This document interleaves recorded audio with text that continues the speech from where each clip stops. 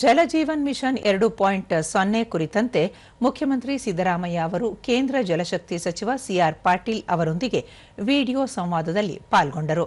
ಈ ವೇಳೆ ಜಲಶಕ್ತಿ ಖಾತೆ ರಾಜ್ಯ ಸಚಿವ ವಿ ಸೋಮಣ್ಣ ಸೇರಿದಂತೆ ಜಲಶಕ್ತಿ ಸಚಿವಾಲಯದ ಹಿರಿಯ ಅಧಿಕಾರಿಗಳು ಉಪಸ್ಥಿತರಿದ್ದರು. ಮುಖ್ಯಮಂತ್ರಿ ಅವರೊಂದಿಗೆ ಗ್ರಾಮೀಣಾಭಿವೃದ್ಧಿ ಮತ್ತು ಪಂಚಾಯತ್ ರಾಜ್ ಸಚಿವ ಪ್ರಿಯಾಂಕ್ ಖರ್ಗೆ ಸೇರಿದಂತೆ ರಾಜ್ಯ ಸರ್ಕಾರದ ಹಿರಿಯ ಅಧಿಕಾರಿಗಳು ಹಾಜರಿದ್ದರು. ಈ ಕುರಿತು ಮಾಹಿತಿ ನೀಡಿರುವ ಮುಖ್ಯಮಂತ್ರಿ ಸಿದ್ದರಾಮಯ್ಯ, ಕುಡಿಯುವ ನೀರಿನ ಕಾಮಗಾರಿಗಳಲ್ಲಿ ಕರ್ನಾಟಕ ಯಾವುದೇ ರಾಜಿ ಮಾಡಿಕೊಳ್ಳದೆ ಗುಣಮಟ್ಟ ಕಾಪಾಡಿಕೊಂಡಿದೆ.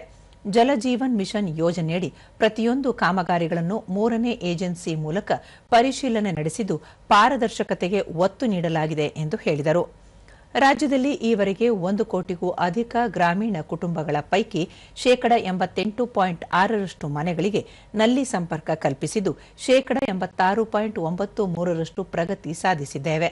ಈಗಾಗಲೇ ಕೈಗೆತ್ತಿಕೊಳ್ಳಲಾಗಿರುವ 66,344 ಕಾಮಗಾರಿಗಳ ಪೈಕಿ 48,789 ಕಾಮಗಾರಿಗಳು ಪೂರ್ಣಗೊಂಡಿವೆ. ಇದರಲ್ಲಿ 28,809 ಗ್ರಾಮಗಳಲ್ಲಿ ಹಾಗೂ 19,980 ಕಾಮಗಾರಿಗಳು ಶಾಲೆ, ಅಂಗನವಾಡಿಗಳಲ್ಲಿ ಕೈಗೆತ್ತಿಕೊಳ್ಳಲಾಗಿದ್ದು, ಗ್ರಾಮೀಣ ಮಟ್ಟದಲ್ಲಿ ಮೂಲಸೌಕರ್ಯ ಅಭಿವೃದ್ಧಿಗೆ ಆದ್ಯತೆ ನೀಡಲಾಗಿದೆ ಎಂದು ಹೇಳಿದರು. ನೀರಿನ ಉತ್ಕೃಷ್ಟತಾ ಕೇಂದ್ರವನ್ನು ಸ್ಥಾಪಿಸಲಾಗಿದ್ದು, ಇದು ಜ್ಞಾನ ಮತ್ತು ನಿರ್ದೇಶನದ ಕೇಂದ್ರವಾಗಿ ಕಾರ್ಯನಿರ್ವಹಿಸಲಿವೆ. 259 ಗ್ರಾಮಗಳಿಗೆ ಈಗಾಗಲೇ ದಿನದ 24 ಗಂಟೆ ನೀರು ಸರಬರಾಜು ಮಾಡಲಾಗುತ್ತಿದೆ. ಎಲ್ಲ ಕಾಮಗಾರಿಗಳನ್ನು ಕಾಲಮಿತಿಯೊಳಗಾಗಿ ಪೂರ್ಣಗೊಳಿಸಲು ರಾಜ್ಯ ಸರ್ಕಾರ ಬದ್ಧವಾಗಿವೆ. ಗ್ರಾಮೀಣ ನಿವಾಸಿಗಳಿಗೆ ಸುರಕ್ಷಿತ ಮತ್ತು ಸುಸ್ಥಿರ ಕುಡಿಯುವ ನೀರು ಒದಗಿಸುವ ನಿಟ್ಟಿನಲ್ಲಿ ಕೇಂದ್ರ ಸರ್ಕಾರದ ಜೊತೆ ಕೆಲಸ ಮಾಡುವುದು ಮುಂದುವರಿಯಲಿದೆ ಎಂದು ಹೇಳಿದ್ದಾರೆ.